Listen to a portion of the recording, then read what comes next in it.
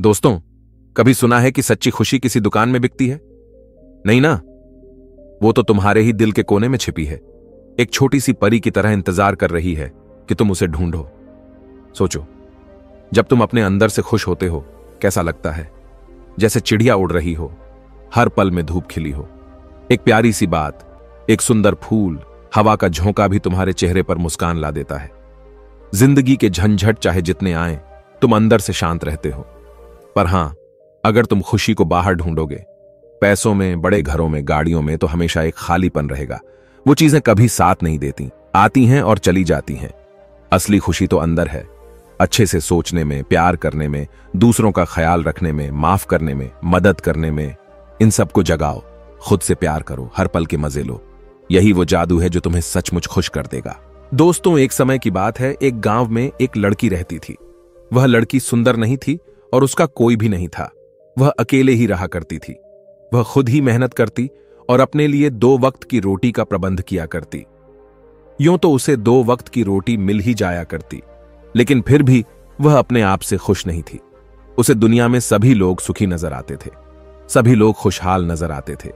उनका जीवन देखकर वह खुद को कोसा करती, खुद को तरह तरह की बातें कहती। वह कहती थी, हे ईश्वर, आपने सभी को खुशहाल बना है, सभी को सुख दिया है, सभी को सुंदर बनाया है, तो मुझे क्यों नहीं? आखिर मैंने किया क्या था? आखिर मेरी गलती क्या थी? मैं जानती हूं आप मुझसे कोई बदला ले रहे हैं। इसी प्रकार एक दिन वह अपने आप से नाराज होकर, निराश होकर एक पेड़ के नीचे बैठी हुई थी और रो रही थी। तभी वहां से एक बौद्ध भिक्षु भिक्षाटन करके गुजर रहे थे। उन्होंने जब उस लड़की को रोते हुए देखा तो वह उसके पास गए और उन्होंने उस लड़की से कहा, पुत्री, क्या बात है? तुम क्यों रो रही हो?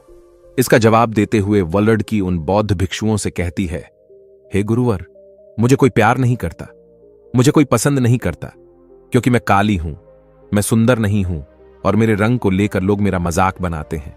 मेरा कोई नहीं, मेरे पास तो धन भी नहीं है। इस दुनिया में हर कोई सुखी है, हर किसी के पास सब कुछ है, हर कोई अपना जीवन खुशहाली से जी रहा है। सभी के पास सब कुछ है, तो मेरे पास क्यों नहीं? आखिर मैंने क्या किया था? आखिर इसमें मेरा क्या कसूर है? क्या मुझे सुखी होने का हक नहीं? क्या मुझे अपना जीवन खुशहाली से जीने का हक नहीं? उन बौद्ध भिक्षुओं ने उस लड़की की सारी बातें ध्यानपूर्वक सुनी और उसके बाद वह उस लड़की से कहते हैं, पुत्री, अगर तुम मुझे उस व्यक्ति से मिलवा दो जो अपने जीवन में सुखी हो, तो मैं तुम्हें एक ऐसी चीज दूंगा जिससे तुम सुंदर और सुखी दोनों बन जाओगी। उन बौद्ध भिक्षुओं के मुख से यह सुनकर वह लड़की बहुत प्रसन्न हुई और तुरंत ही उन बौद्ध भिक्षु से कहती है, हे गुरुवर, क्या सचमुच ऐसा हो सकता है? इस पर वह बौद्ध भिक्षु उस लड़की से कहते हैं, हां, यह अवश्य ही हो सकता है। तभी वह लड़की उन बौद्ध भिक्षुओं से कहती है, हे गुरु, यदि यह सचमुच संभव है तो मैं एक ऐसे आदमी को जानती हूं जो बहुत सुखी है। मैं उसे अभी लेकर आती हूं, आप मेरा यहीं पर इंतजार करना। इस पर वो बौद्ध भिक्षु उस लड़की से कहते हैं, हां पुत्री, जब तक तुम वापस नहीं लौटी मैं तुम्हारा यहीं पर इंतजार करूंगा। इतना कहकर वह लड़की वहां से भागी भागी अपने मालिक के पास पहुंची, जो कि एक किसान था। उसने किसान से कहा, मालिक, आप मेरे साथ चलिए, मुझे एक भिक्षु मिले हैं जिन्हें मैं आपसे मिलवाना चाहती हूं। उन्होंने कहा है कि अगर मैं एक सुखी व्यक्ति को उनके पास ले जाऊंगी तो वह मुझे सुंदर और सुखी दोनों बना देंगे। उस लड़की की बात सुनकर वह किसान दुखी होकर उस लड़की से कहता है, मैं तुम्हें कहां से सुखी लगता हूं? इस पर वह लड़की उस किसान से कहती है, मालिक, आपके पास तो सब कुछ है। आपके पास घर है, अच्छा खाने के लिए है, रहने के लिए अच्छा मकान है, आपका अपना परिवार है और तो और आपके पास धन भी है, तो आप दुखी कैसे हो सकते हो? इस पर किसान जवाब देते हुए कहता है, अरे मूर्ख, मेरी फसल अच्छी नहीं हो रही, इसलिए उसके दाम भी अच्छे नहीं मिल रहे हैं और राजा को लगान भी देनी है। मेरे पास तो इतने पैसे भी नहीं हैं कि मैं फिर से अच्छे किस्म के बीज खरीद सकूं, और इस बार बरसात में मेरी सारी की सारी फसल भी खराब हो गई थी। अब तो मेरे हालात और अधिक खराब हो चुके हैं और ऐसे हालातों में मैं सुखी कैसे रह सकता हूं? जाओ, किसी और को ढूंढो जो सचमुच सुखी हो। इस पर लड़की अपने मालिक से कहती है, मालिक, तो आप ही बताइए, आपके हिसाब से कौन सबसे ज्यादा सुखी है जिसे मैं अपने साथ ले जा सकूं? इस पर वह किसान कुछ देर सोच विचार कर उस लड़की से कहता है, मुझे लगता है कि व्यापारी बहुत सुखी है। उन्हें न तो फसल उगाने की चिंता है और न ही फसलों की देखरेख करने की। उन्हें तो बस फसल खरीदनी होती है और वह उसे कहीं से भी खरीद सकते हैं। और तो और वे अन्य चीजों का भी व्यापार करते हैं जिनका मौसम से कोई लेना देना नहीं होता, और वे लोग हमसे कहीं ज्यादा अधिक धन भी कमाते हैं। लोग उनका आदर सम्मान भी करते हैं। मुझे तो लगता है कि वही सबसे सुखी हैं। तुम उन्हीं के पास जाओ। लड़की अपने मालिक की बात सुनकर वहां से भागी भागी एक व्यापारी के पास जा पहुंची और उस व्यापारी से कहती है, मालिक, आप मेरे साथ चलिए। मुझे एक भिक्षु मिले हैं जिन्हें मैं आपसे मिलवाना चाहती हूं। उन्होंने कहा है कि किसी ऐसे सुखी व्यक्ति को ले आओ जो सचमुच सुखी हो, और उसके बाद वह मुझे एक ऐसी चीज देंगे जिससे मैं सुंदर और सुखी दोनों हो जाऊंगी। उस लड़की की यह बात सुनकर वह व्यापारी दुख भरे शब्दों में उस लड़की से कहता है, अरे हमारे जीवन में कहां सुख है? चारों ओर से तो हमें दुख ने ही घेर रखा है। चोर, लुटेरे, डकैत, हमें सबका ध्यान रखना पड़ता है। व्यापार में अभी बहुत घाटा भी चल रहा है, और तो और राजा हमसे अतिरिक्त कर भी वसूल रहे हैं, जिससे अब व्यापार करने में बहुत दिक्कत आने लगी है। हमें सुरक्षा भी नहीं मिल पा रही। जीवन पर हमेशा कोई ना कोई संकट मंडराता ही रहता है। मुझे तो ऐसा लगता है कि मुझसे दुखी इस दुनिया में और कोई नहीं। इस बार लड़की उस व्यापारी से कहती है, परंतु मालिक, आपके पास तो इतना धन है, आपके पास इतनी जमीन जायदाद है, आपके पास इतना अन्न है, रहने के लिए इतना बड़ा मकान और खाने पीने के लिए हर प्रकार की सुविधाएं हैं। इसके बाद भी अब दुखी हैं। यह बहुत अजीब सी बात है। मुझे तो लगता था कि आप बहुत सुखी होंगे। खैर, कोई बात नहीं।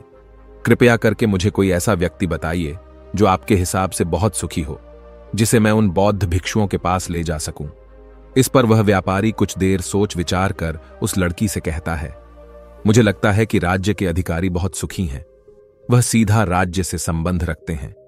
उनके पास अधिकार है और वह धनवान भी हैं। वह चोर, लुटेरे और डकैतों से भी नहीं डरते, और वही लोग हमसे धन भी वसूलते हैं, और हम उनके सामने उनके आदर में झुकना ही पड़ता है, और सभी लोग उनका बहुत मान सम्मान भी करते हैं। मुझे नहीं लगता कि उनके जीवन में कोई भी दुख होगा, और मुझे लगता है कि वही सबसे सुखी हैं। काश मैं भी राजा का एक अधिकारी होता, तो मैं भी अपना जीवन आराम से बिता रहा होता। इस पर वह लड़की उस व्यापारी से कहती है, मालिक, क्या आप किसी अधिकारी को जानते हैं? क्या आप मुझे उनसे मिलवा सकते हैं? मैं उन्हें अपने साथ ले जाऊंगी। अगर वह सबसे सुखी हुए तो मुझे बौद्ध भिक्षु कुछ ऐसी चीज देंगे जिससे मैं भी सुंदर और सुखी हो जाऊंगी। बताइए ना, आप मुझे किसी अधिकारी से मिलवा सकते हैं। मैं आपकी बहुत आभारी रहूंगी। व्यापारी को उस लड़की पर दया आ गई। उसने उस लड़की को एक अधिकारी से मिलवा दिया। लड़की ने अधिकारी से मिलने के बाद उस अधिकारी से कहा, मालिक, आप मेरे साथ चलिए। मुझे एक भिक्षु मिले हैं जिन्हें मैं आपसे मिलवाना चाहती हूं। उन्होंने मुझसे कहा है कि अगर मैं एक सुखी व्यक्ति को उनसे मिलवा दूंगी तो वह मुझे एक ऐसी चीज देंगे जिससे मैं सुंदर और सुखी दोनों हो जाऊंगी। इस पर वह अधिकारी उस लड़की से कहता है, तुम्हें किसने कह दिया कि मैं सुखी हूं? अरे, मेरे जैसा दुखी व्यक्ति तो इस दुनिया में और कोई नहीं होगा। तुम्हें नहीं पता, लेकिन हम पर कितना दबाव होता है, हमारे ऊपर कितनी जिम्मेदारियां होती हैं। हमें हर एक आदेश को पूरा करना होता है, और वह आदेश भी इतनी आसानी से पूरे नहीं होते। उनके लिए हमें कितनी मुश्किलें उठानी पड़ती हैं, कितनी दिक्कतों का सामना करना पड़ता है। राजा कुछ भी आदेश पारित कर देते हैं और उसे हमें लागू करना पड़ता है। जनता का गुस्सा और तरह तरह की मुश्किलें, सभी परिणाम हमें ही झेलने पड़ते हैं। और तुम्हें लगता है कि मैं सुखी हूं? ऐसा कुछ भी नहीं है। अगर वह भिक्षु तुम्हें सुखी कर दे तो तुम उसे मुझे भी मिलवाना। मैं भी तो सुखी होना चाहता हूं। मुझे भी अपना जीवन खुशहाली से बिताना है। भला अधिकारी बनकर मुझे क्या मिला? रोज रोज तरह तरह की तनाव। इस पर लड़की आश्चर्य से उस अधिकारी से कहती है, मालिक, जहां तक मैं सोचती थी कि आप सबसे सुखी हैं, लेकिन आप भी सुखी नहीं लग रहे। परंतु आपको क्या लगता है इस दुनिया में कोई ऐसा व्यक्ति है जो सबसे सुखी हो? क्या आप मुझे बता सकते हैं? मैं आपकी बहुत बहुत आभारी रहूंगी। उस लड़की की सारी बातें सुनने के बाद उस अधिकारी को उस लड़की पर दया आ गई। उस अधिकारी ने उस लड़की से कहा, देखो, मुझे तो ऐसा लगता है कि इस पूरे राज्य में केवल एकमात्र व्यक्ति ही सुखी है, और वह है इस राज्य का राजा। मुझे तो केवल वही सुखी लगते हैं। उन्हें किसी की सुननी नहीं पड़ती। वह नियम बनाते हैं, आदेश देते हैं, सुरक्षा कर्मियों से घिरे रहते हैं, और सब उनके सामने झुकते भी हैं। न उन्हें धन की कमी है और न जमीन जायदाद की। सारी धरती को उन्होंने जीत लिया है। वह सबके मालिक हैं, और सबसे उच्च वही हैं जो एकमात्र सुखी व्यक्ति हैं। काश मैं भी किसी राजा के घर पर जन्मा होता तो आज मैं भी बहुत सुखी होता। उस अधिकारी की ये सारी बातें सुनकर वो लड़की उस अधिकारी से कहती है, मालिक आपसे एक विनती है, क्या आप मुझे एक बार राजा से मिलवा सकते हैं? कृपया कीजिए, आपका बहुत एहसान होगा। बस एक बार राजा से मिलना है। मैं उनसे कुछ पूछना चाहती हूं। लड़की का चेहरा देखकर अधिकारी को लड़की पर दया आ गई। उसने कहा, चलो ठीक है, मैं अभी राजदरबार ही जा रहा हूं। एक काम करो, तुम भी मेरे साथ ही चलो और वहां पर राजा से तुम्हें जो भी पूछना है तुम पूछ लेना। इतना कहकर वह अधिकारी उस लड़की को राजदरबार ले गया। राजदरबार पहुंचने के बाद अधिकारी की विनती करने पर राजा उस लड़की की बात सुनने के लिए तैयार हो गए और उस लड़की को राजदरबार में बुलाया गया। राजा ने उस लड़की से कहा, बेटी, तुम अपनी बात निडर होकर कहो, तुम्हें क्या कहना है? तुम मुझसे क्या पूछने आई हो? इस पर वह लड़की थोड़ा घबराते हुए, थोड़ा डरते हुए राजा से कहती है, हे राजन, मैं एक संपूर्ण सुखी व्यक्ति को ढूंढ रही हूं। मुझे एक भिक्षु मिले हैं और उन्होंने मुझसे कहा है, यदि तुम कोई ऐसा सुखी व्यक्ति मुझसे मिलवा दो तो मैं तुम्हें एक ऐसी चीज दूंगा जिससे तुम सुंदर और सुखी दोनों हो जाओगी। काफी लोगों से मिलने के बाद मुझे यह पता चला कि आप ही हैं जो इस दुनिया में एकमात्र सुखी व्यक्ति हैं। तो क्या आप मेरे साथ उन भिक्षु से मिलने चलेंगे? आपका बड़ा एहसान होगा। राजा उस लड़की की बात ध्यानपूर्वक सुनता है और उसके बाद जोर जोर से हंसने लगता है और उस लड़की से कहता है, अच्छा, सबकी तरह तुम्हें भी लगता है कि मैं इस दुनिया का सबसे सुखी व्यक्ति हूं, लेकिन यदि कोई मुझसे पूछे कि इस दुनिया में सबसे दुखी व्यक्ति कौन है, तो वह मैं ही हूं। मेरे पास नींद नहीं है, मेरे पास आराम नहीं है, मैं आराम से सो नहीं पाता। अंगरक्षक हमेशा मेरे आसपास रहते हैं, उनके बिना मैं अकेले कहीं जा भी नहीं सकता। जरा सी आहट होती है तो नींद टूट जाती है। डर हमेशा लगा रहता है क्योंकि मेरे दुश्मन मेरे घर में ही रहते हैं, जिनका मुझे पता तक नहीं। कौन, कब और कहां से मुझ पर वार कर दे कोई नहीं कह सकता। यहां बैठे सभी लोग मेरे दुश्मन ही तो हैं, वे सभी मेरे शत्रु हैं। यहां पर बैठा हर एक व्यक्ति मेरे राज दरबार का ही है, किंतु मुझे सब पर शक करना पड़ता है। हर एक सांस मुझे भारी मालूम पड़ती है।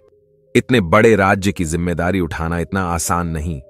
तुम्हें लगता होगा कि राजा के पास तो सभी ऐशो आराम है, धन है, दौलत है, जमीन जायदाद है, उनके पास किसी चीज की कोई कमी नहीं और इस हिसाब से तो उन्हें सुखी होना ही चाहिए। किंतु मैं तुम्हें बता दूं कि ये सब सुख नहीं देते। इस पर लड़की राजा से कहती है, हे राजन, क्षमा कीजिएगा, परंतु यदि सुख धन दौलत नहीं देती, राज्य नहीं देता, जमीन जायदाद नहीं देती, ऐशो आराम नहीं देता तो क्या हुआ? कम से कम सुंदरता तो सुख देती है। इस पर राजा एक बार फिर मुस्कुराते हुए उस लड़की से कहता है, पुत्री, सुंदरता जो मैंने देखी है, जो लोग शक्ल से सुंदर होते हैं उनके मन सुंदर नहीं होते। वे लोग तो एक मुखौटा लगाए घूमते रहते हैं। वे दूसरों को दिखाते हैं कि मैं कितना सुंदर हूं, लेकिन समय सबकी सुंदरता छीन लेता है। एकमात्र सुंदरता मन में ही रहती है और जिसका मन सुंदर है वह हमेशा ही सुंदर रहता है। इस पर वह लड़की राजा से कहती है, हे महाराज, तो आप ही बताइए कि आपके हिसाब से इस दुनिया में सबसे सुंदर और सुखी कौन है? इस पर राजा लड़की से कहता है, पुत्री, मेरे हिसाब से तो एक गरीब व्यक्ति जो 2 वक्त की रोटी का प्रबंध कर सके, बस इतना ही, जो किसी तंत्र, बिना किसी बंदिशों के, बिना किसी भी दिशा में घूम सके, उसे कुछ भी छिन जाने का डर ना हो, कुछ भी लुट जाने का खौफ ना हो, जिससे रात को अच्छी नींद आती हो। मुझसे पूछे कि तो सबसे ज्यादा सुखी वही होगा और इस हिसाब से मैं तुम्हें देखता हूं कि तुम सबसे सुखी हो। तुम्हारे पास नींद है, अच्छा मन है, चारों दिशाएं हैं और कोई डर नहीं, कोई साजिश नहीं, कोई षड्यंत्र नहीं, बस जीवन है, खुला जीवन। मेरे हिसाब से तुम ही सबसे सुखी हो। राजा की ये सारी बातें सुनकर एक पल के लिए वह लड़की सोच में पड़ गई और तभी उसे इस बात का एहसास भी हो गया, वाकई में वह एकमात्र सुखी है, वही सुंदर है। और अब वह जो थी, जैसी भी थी, उसे खुद के होने पर गर्व होने लगा। वह पूरे दिन यहां वहां भटकते हुए आखिरकार थक हार कर, लेकिन संपूर्ण सुख लिए, वह चेहरे पर मुस्कान लिए, प्रकृति से बातें करते हुए वह उन बौद्ध भिक्षुओं के पास वापस लौटी और उसने उन बौद्ध भिक्षुओं से कहा, हे गुरुवर, मैं यहां से गई थी तो मुझे लग रहा था कि मैं ही सबसे दुखी हूं और मैं ही सबसे बदसूरत, लेकिन यहां से जाने के बाद जैसे जैसे मैं लोगों से मिलती गई, मुझे यह एहसास होने लगा कि इस दुनिया में सबसे सुखी व्यक्ति तो मैं ही हूं। हां, यह बात और है, मैं किसी सुखी व्यक्ति को आपके पास ला ना सकी क्योंकि मुझे लगता था कि मुझे छोड़कर सब सुखी हैं, लेकिन बात तो कुछ उल्टी ही हो गई। यहां तो मुझे छोड़कर सभी दुखी हैं, सभी को किसी न किसी चीज का डर है, कुछ खो जाने का डर, कुछ न पाने का डर, खुलकर न जी पाने का डर। इस हिसाब से तो मेरे पास सब कुछ है। मैं खुशी से झूम सकती हूं, गा सकती हूं, जहां मन करे वहां जा सकती हूं, और 2 वक्त की रोटी का इंतजाम करने के लिए मेरे पास ये हाथ और पैर भी हैं। मुझे किसी चीज का कोई गम नहीं। मेरे पास ऐसा कुछ नहीं जिसके खोने का डर मुझे सताए। इस पर वह बौद्ध भिक्षु उस लड़की से कहते हैं, पुत्री, आखिरकार तुम्हें वह सुंदरता और सुख मिल ही गया। अब से तुम सुंदर और सुखी हो। ये कहकर वो बौद्ध भिक्षु वापस अपने आश्रम लौट गए, और वह लड़की भी अब जान चुकी थी कि वही सबसे सुंदर और सुखी है। अब उसे किसी बात का कोई गम नहीं था। कभी अपने आप को अब कोसा नहीं करती थी, बल्कि वह अपने आप में हमेशा खुश रहती थी, हमेशा मस्त रहती थी। दोस्तों, हमें भी ऐसा ही लगता है कि हमारे पास कुछ नहीं और सामने वाले के पास सब कुछ है। वह कितना सुखी है, उसके पास हर चीज है, हर ऐशो आराम है, हर सुविधाएं हैं। किंतु ऐसा है नहीं। यह केवल आपके देखने का नजरिया है। असली सुख तो आपके पास ही है, और वह है संतुष्टि। यदि आप अपने आप से संतुष्ट हैं, आपके पास जो कुछ भी है उसमें यदि आप खुश हैं, तो आपको कोई भी गम डरा नहीं सकता, आपको कोई भी दुख परेशान नहीं कर सकता। किंतु हमारी सबसे बड़ी तकलीफ यही है कि हम खुद को नहीं बल्कि दूसरों को ज्यादा देखते हैं। दूसरों से हम ज्यादा प्रेरित होते हैं और उनकी खुशी देखकर हमारे भीतर ईर्ष्या का भाव उत्पन्न होने लगता है। हमें तकलीफ होती है कि उनके पास इतना सुख कैसे है और हम इतने दुखी क्यों हैं, क्योंकि हम केवल उनकी तरफ ही नजर गड़ाए हुए हैं। हमने तो अपने पास देखा ही नहीं कि हमारे पास क्या है। हम उस पर कभी ध्यान नहीं देते, बल्कि हम तो हमेशा इस पर ध्यान देते हैं कि हमारे पास क्या नहीं है, और यही नजरिया आपको दुख और तकलीफों की ओर ले जाता है। आप चाहकर भी सुखी नहीं रह पाते, क्योंकि आपने अपना नजरिया क्या नहीं पर गड़ा रखा है। वहीं पर यदि आप इस तरह से सोचें कि मेरे पास बहुत कुछ है, रहने के लिए अच्छा घर है, खाने के लिए अच्छा खाना है, पहनने के लिए अच्छे कपड़े हैं, कम से कम 2 वक्त की रोटी का आपके लिए इंतजाम भी हो जाता है, लेकिन बहुतों के पास तो यह भी नहीं होता, तो क्या आप सुखी नहीं हैं? क्या आपके पास वह सब नहीं है जो उनके पास नहीं? जरा एक पल के लिए सोचकर देखिएगा। अब आप में से कितने लोग यह कहेंगे कि यह सब तो खाली बेकार की बातें हैं, ऐसा कहने से कुछ नहीं होता। लेकिन मेरी बात का विश्वास कीजिए। बस एक बार के लिए आप 24 घंटे के लिए यह प्रण कीजिए कि आप केवल सकारात्मक सोचेंगे और अपने जीवन में हो रहे सकारात्मक विचारों पर ध्यान देंगे, सकारात्मक घटनाओं पर ध्यान देंगे। आप देखेंगे कि वह दिन आपका बहुत अच्छा बीतेगा और उस दिन आप बहुत अच्छा महसूस करेंगे। आप जिस कार्य में हाथ डालेंगे वह कार्य पूरा भी कर सकेंगे। आप उस दिन जैसा चाहेंगे वैसा कर पाएंगे। क्या आप अपने आप को चुनौती देने के लिए तैयार हैं? क्या आप 24 घंटे केवल अच्छा सोचने के लिए तैयार हैं? दोस्तों, आपने आज के इस वीडियो से क्या सीखा वह मुझे आप कमेंट में बता सकते हैं। इसी के साथ में उम्मीद है कि आपको आज की वीडियो पसंद आई होगी, तो इस वीडियो को उस इंसान को शेयर करें जिससे यह कहानी सुनने की जरूरत है, और उसी के ठीक बाद चैनल को सब्सक्राइब करें। तो चलिए फिर मिलते हैं ऐसी एक और नई वीडियो में एक नए मैसेज के साथ। तब तक के लिए अपना ख्याल रखें। धन्यवाद और नमो बुद्धाय।